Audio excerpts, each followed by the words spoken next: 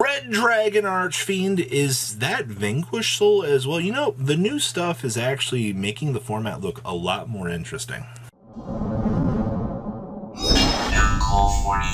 You guys smash the crap out of that subscribe button. See you guys when there's more content. We're going to be starting off here with the 211th Taiyo Championship. Now, Taiyo has been a very big namestay out here. I mean, they've had 211 tournaments. That's years of competition out here.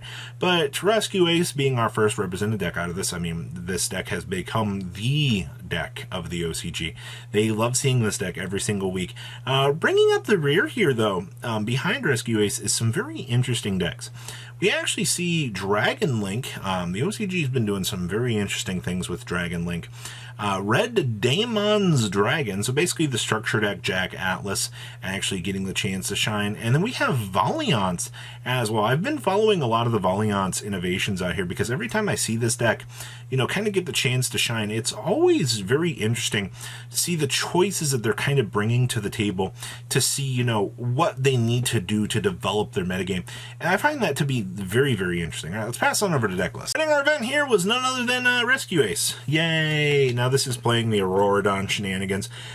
Do keep in mind that there have been a lot of variations to not play the Auroradon stuff. So that'll be something that you'll want to keep an eye on out here come the TCG version of this. And I also love the fact that this deck never focuses at all on Typhoon. I don't think any of these variants even really care because, you know, you're going to be going down the Auroradon lines of play and you don't want to lock yourself into, you know, not being able to do anything for the rest of the turn. I do like that Typhoon does give defensive options, don't get me wrong, but for whatever reason, Rescue Ace players are just like, you know, I don't have a reason to go ahead and do this. I also like the instant fusion that they're playing here so you can slap the Mud Dragon down and then ensure that you're going to get the protection right away instead of, you know, having to make the proxy F, which this build doesn't even play, in order to have that line of protection. So actually very, very interesting to see what this deck is still doing here in terms of development. Now, next up here, we have our Rocket Dragon Link. I mean, at least the former shell of this, because one Magna Hut just hurts this deck. The deck has been forced to adapt more towards Starliege, as I see here. I mean, to be fair, Starliege, in order to go ahead and toggle up their majority of their lines of play, I think is fine. We do have some Exceed Encores down there because Purrely is still a menace. The OCG, I swear, every other week, the deck, or their meta, just is like, oh boy, you know, Purrely cards are coming in, they're being a problem again. I get it, all right? It's still something that you're going to have to deal with here. But most of the extra deck feels very, very stable. It's just, you are dealing with the former shell of this deck self. You are not as near consistent as you are. Honestly, we are playing one Sakitama in here as well. I guess just to get an additional monster on the field to make synchro climbing a little bit easier.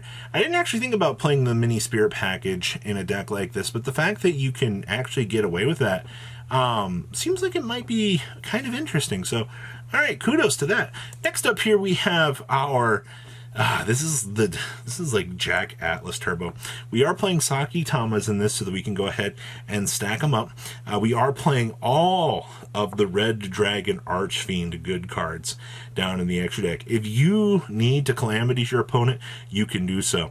All of the hot Red Dragon Archfiend stuff. We are playing the Spirit package because it does, you know, put an additional level 4 on the field, so you can go ahead and synchro with that, and that's actually very important. All right, this deck doesn't necessarily have the Yusei Fudo good stuff going for it, where it can just regurgitate up an entire field. Now you have to actually work for a lot of the monsters you're trying to put down here. I also see we are playing the absolutely biggest Red Dragon Archfiend down there next to the Baron. I like this deck. I think that this deck is, if you are a Synchro fan of Jack Atlas, this is a lot of fun. This is like Structure Deck Plus with a couple of splashable good stuff. And then we have Valons down here. Now, Valons has gone through some very interesting evolutions. Now, they still do have Electromite. It must be nice. And, of course, they are also citing the Transaction Rollback Mayakashi loop, because any deck that has access to level 6s is going to try to make Beatrice.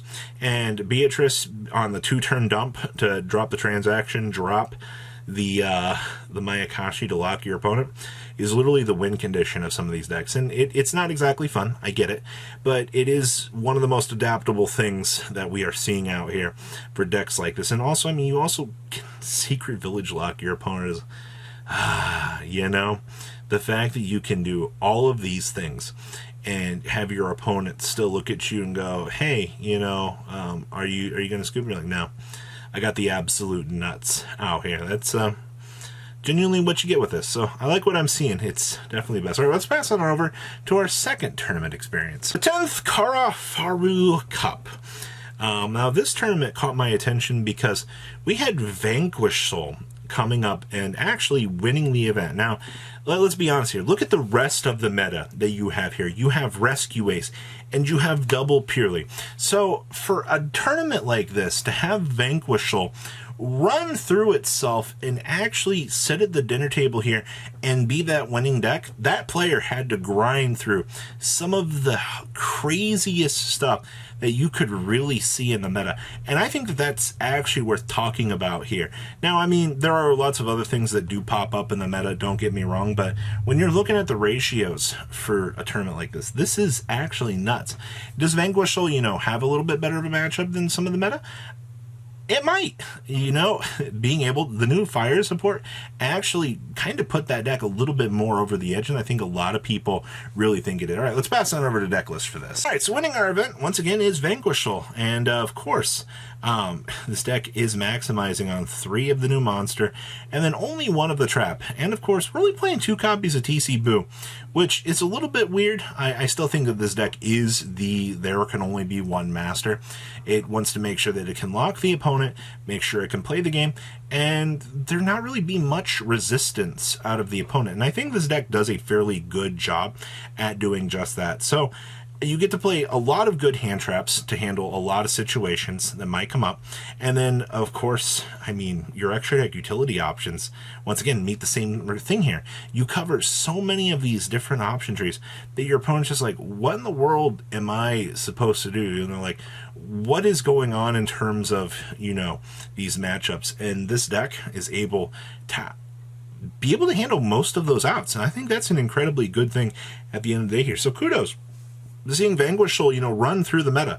Next up here is another Auroradon version of Rescue Ace. Now, once again, I mean, your whole point of this deck is you want to put as much pressure on the opponent as you can, and that's what the synchro package is going to give you the chance to do. Now, this build's not playing the instant fusion. You know, honestly, if you can sack the 1-of and be able to get the targeting protection off of it so you can go ahead and do the Rescue Ace play, it's good. And you also do see the same 2 hydrants that we've seen previously.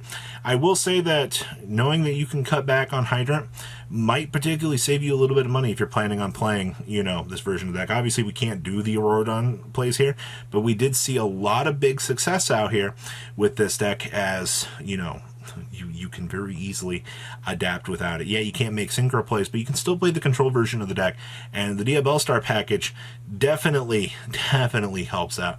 I'm actually, like, disgusted at how much the Diabellstar actually adds into the file, or the deck here.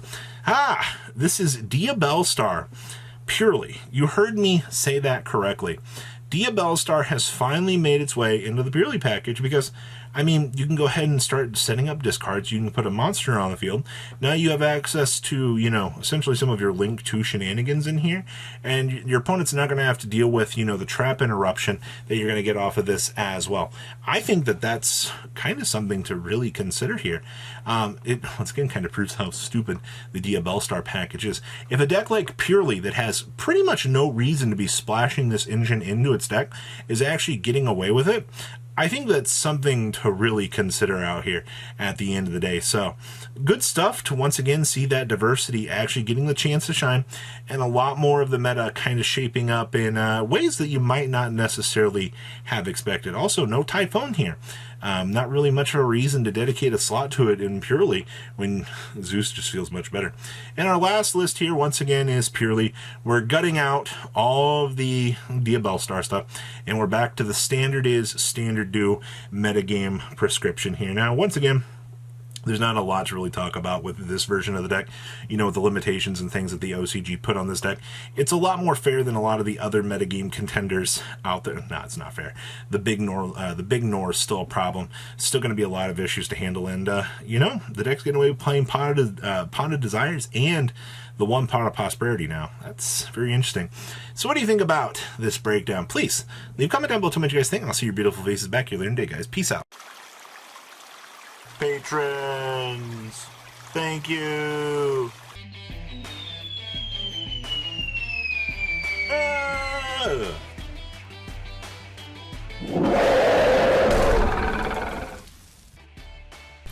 Thank you so much for watching. Check out these other videos.